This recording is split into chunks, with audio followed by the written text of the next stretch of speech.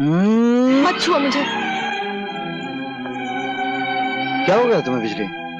ये मुन्नी बाई कौन है जिसके पास तुम लाल जोड़ा लेकर गए थे?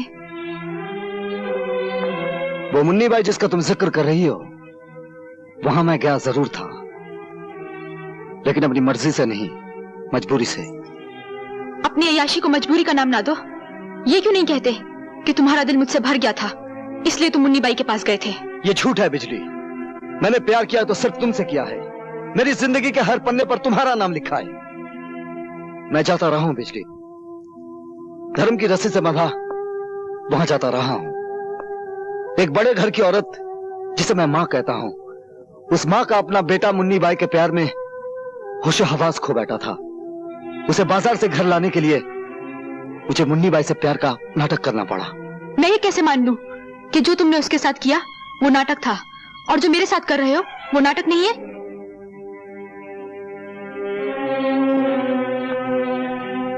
मेरी आंखों में आंखें डालो और होंठों पे होंठ, तुम्हें खुद ब खुद पता चल जाएगा कि मैं सच कह रहा हूं या झूठ।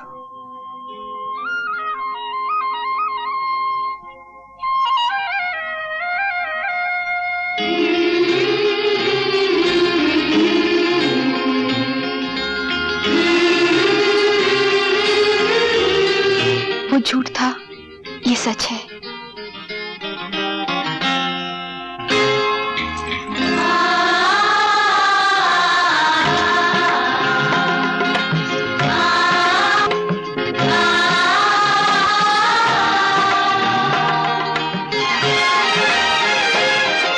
अब तो यकीन आया ना, मैंने उसे जो कुछ भी दिया था वो छलावा था।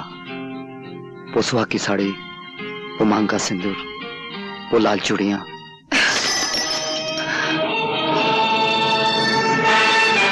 ये लो अपनी लाल चूड़ियां और पहना दो उस छिनाल को जिसे तुम अपने गले लगा रहे हो। दुनिया के तमाम जानवर अपने बच्चों की परवरिश अपने दूध से करते हैं, सिर्फ नागिन अपने पिल्लों को अपने जहर से पालती है। और फिर मैं तो वो नागिन हूं जिसने सदियों से और नस्लों से सिर्फ जहर ही पिया है। मैं तुम्हें फिर मिलूंगी, और जब मिलूंगी तो वो सारा जहर एक साथ तुम्हारे मुंह पर उलट दूंगी।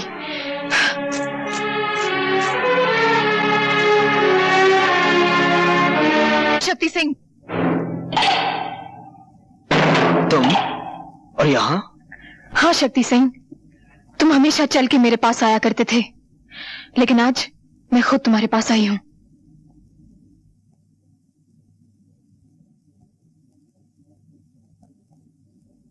प्यासा पहले कुएं के पास आया करता था, आज कुआं चल के प्यासे के पास आया है। मेरी प्यास तो सिर्फ तुमसे शादी करने से है, तुम्हें अपना बनाने से है, तुम्हारी मांग में सिंदूर भरने से है। मिलन ऐसा होगा हमारा जैसे सारंगी और तबले का होता है।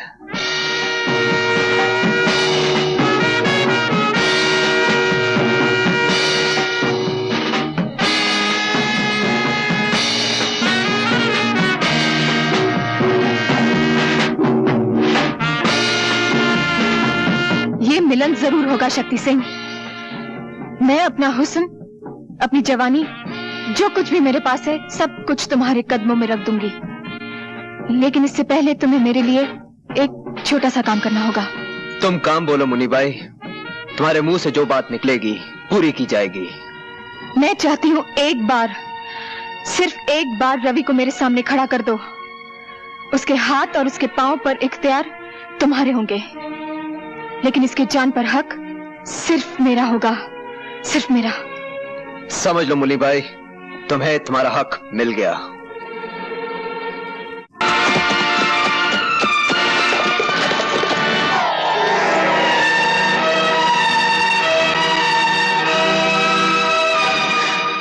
रवि, ओ गॉड, अपने रहमत के फरिश्तों को हुक्म दो कि वो रवि के सिरहाने खड़ी हुई उसकी मौत को उसे छूने की इजाजत न दे। बरसों पहले जो कहानी इस अस्पताल में शुरू हुई थी, वो ऐसे अस्पताल में खत्म न हो। कौन सी कहानी माँ? एक औरत की कहानी जिसकी शादी नहीं हुई थी और वो माँ बनने वाली थी। एक बच्चे की कहानी जिसे उसने जन्म दिया और इसे कह दिया गया कि उसका बेटा मरा हुआ पैदा हुआ है।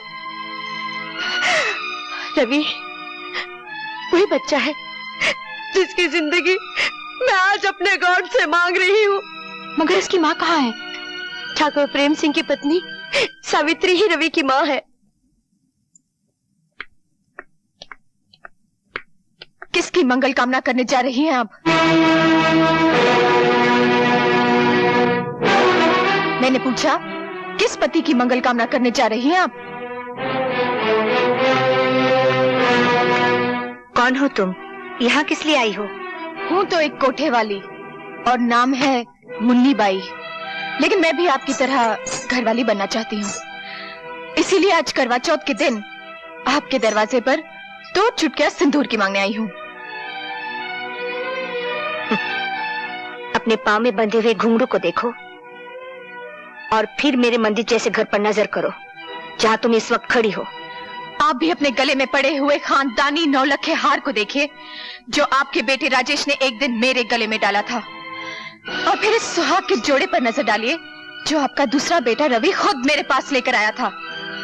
मैं आपके पास आज इसलिए आई हूँ कि आप अपने दोनों बेटों की शादी मुझसे करा दें।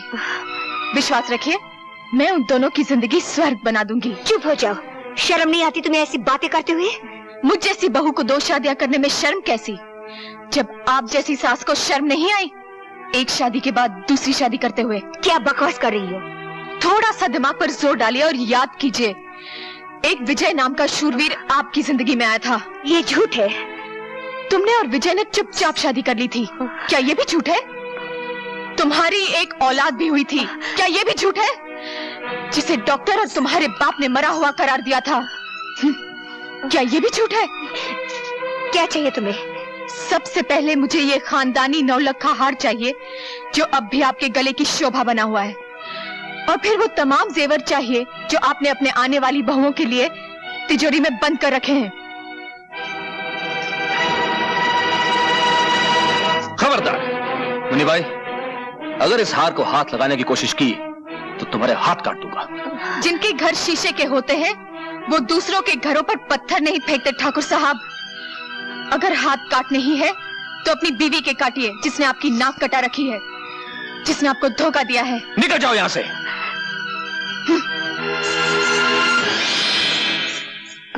अब मैं तुमसे पूछता हूँ सावित्री, जो कुछ इसने कहा क्या वो सच है? इतना बड़ा सच छुपाया तुमने मुझसे, अपने पति से, जिसे तुम परमेश्वर मानती थी? मैं पूछता, इतना खूबसूरत धोखा क्यों किया तुमने मेरे साथ? क्यों किया, आखिर क्यों? वक्त से बढ़कर धोखेबाज और कोई नहीं होता। जो सच्चाई कड़वी हो उसे छुपाना कोई पाप नहीं है। जो सच्चाई बोलने से घर में आग लग जाए उसे ना बोलना ही ठीक है। मरते वक्त मेरे पिताजी ने मुझसे ये वचन लिया था, पर आज जब आप सब कुछ जान गए हैं तो और एक सच्चाई भी जान लीजिए। मेरे स्वर्गीय पति की संतान रवि है।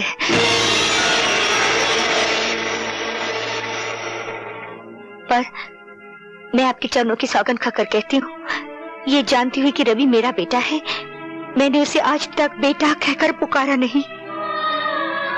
माँ के सामने बेटा हो और माँ उसे गले से ना लगाए, ये कोई छोटी बात नहीं है। बड़े बड़े कारनामे हैं तुम्हारे, छोटा काम तो तुमने कभी किया ही नहीं ना। मेरे बेटे राजेश को जानबूझकर इतना प्यार दिया कि वो गलत रास्ते पे चला जाए।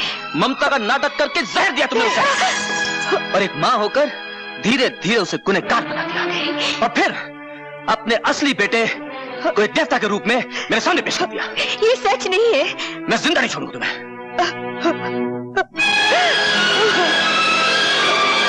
बाबूजी,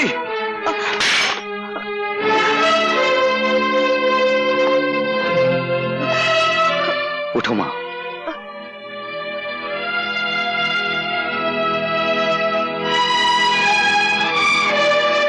भगवान की निगाहों के सामने कोई गिरा हुआ नहीं होता।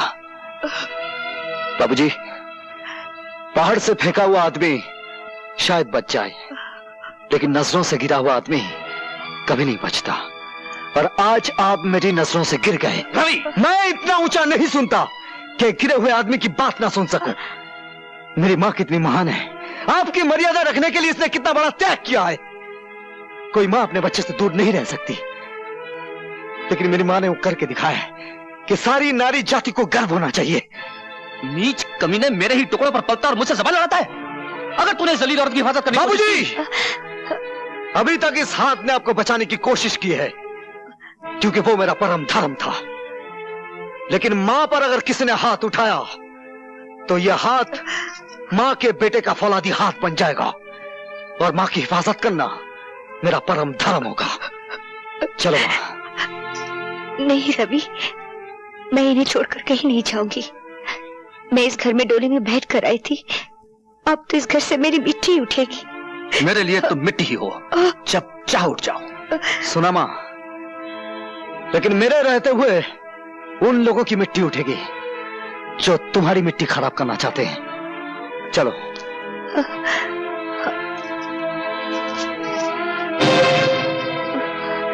क्षमा और दया का दान तुम्हें इन दरवाजों से नहीं मिलेगा मां। इस खानदान की तो यह रस्म है कि जख्मों पर मरहम ना लगाया जाए, पहले उन पर नशर चलाया जाए, बाद में नमक छिड़का जाए। आओ आओ।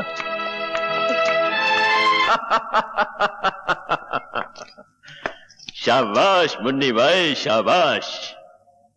बरसों के बाद आज वो दिन आ गया है बेटे, जिसका हमें इंतजार था। लोहे की वो दीवार चकनाचूर हो गई है जो आज तक प्रेम सिंह को मुझसे बचाती रही। आज हम सबको अपना अपना हिसाब चुकता करना है। तुम्हें अपना हक मांगना है अपने बाप से, मुन्नी बाई को अपने घायल प्यार की कीमत मांगनी है रवि से, और शक्ति सिंह को अपने मोहब्बत की खातिर अपनी जान की बाजी लगानी है, और मुझे अपनी नफरत की आग ठंडी करने के लिए प्रेम सिंह का खून पीना है। और राजेश, आओ मेरे साथ, हम दोनों की मंजिल एक है। और तुम शक्ति सिंह मेरे साथ आओ। अगर तुमने रवि का किस्सा तमाम कर दिया तो मेरे तमाम इनकार तुम्हारे सामने हथियार डाल देंगे।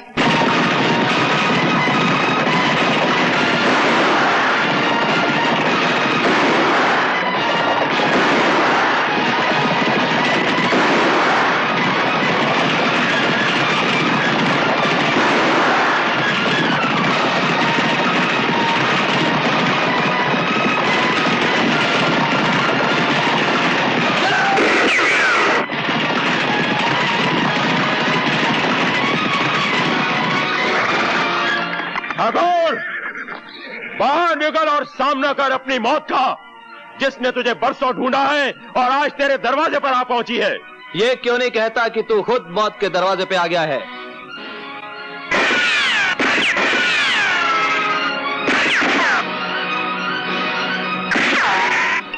राजेश, हवेली के अंदर से सिर्फ एक बंदूक आग उगल रही है।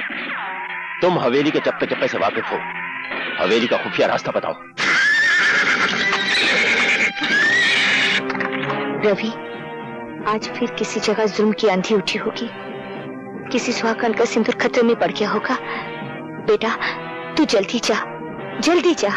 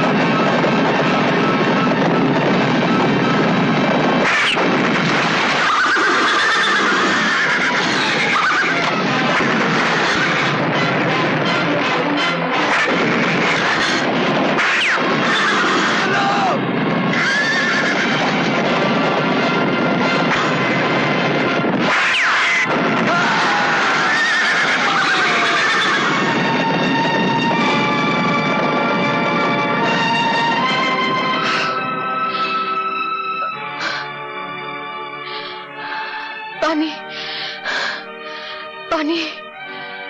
पानी।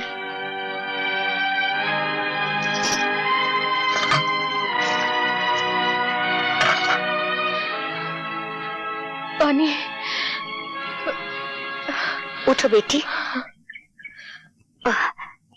ये लो पानी पी लो।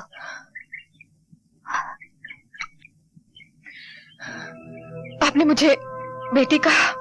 और क्या कहती बेटी? लोगों ने मुझे सैकड़ों नामों से पुकारा है। किसी ने वैश्या कहा, रंडी कहा और कोठे वाली कहा है, लेकिन आज तक इतने प्यार से किसी ने मुझे बेटी नहीं कहा। बेटी, लोगों ने हमें ये सब नाम दिए हैं और इन लोगों ने हमें पत्नी भी कहा, बीवी भी बनाया, बहन भी बनाया।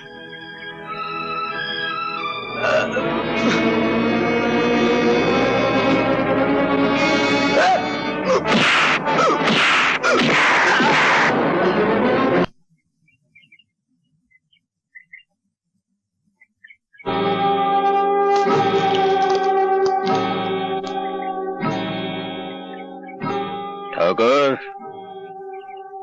याद है मैंने तुमसे कहा था कि तुमने मेरी एक आंख ली है, तुम्हें अपनी दोनों आंखों के साथ साथ जान से भी हाथ धोना पड़ेगा। कहां है तुम्हारा वो परम धर्म वाला जिसके बलबूते पर तुम इतना उछलते थे?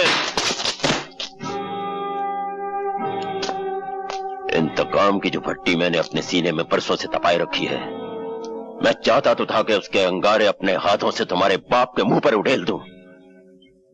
क्योंकि मैंने तुम्हें अपना बेटा कहा है, इसलिए यह हक मैं तुम्हें देता हूं।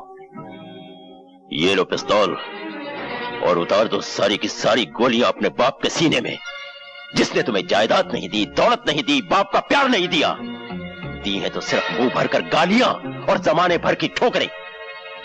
चलाओ गोली और खत्म कर दो इस बाप बेटे के झूठे नाटक को हमेशा के लिए।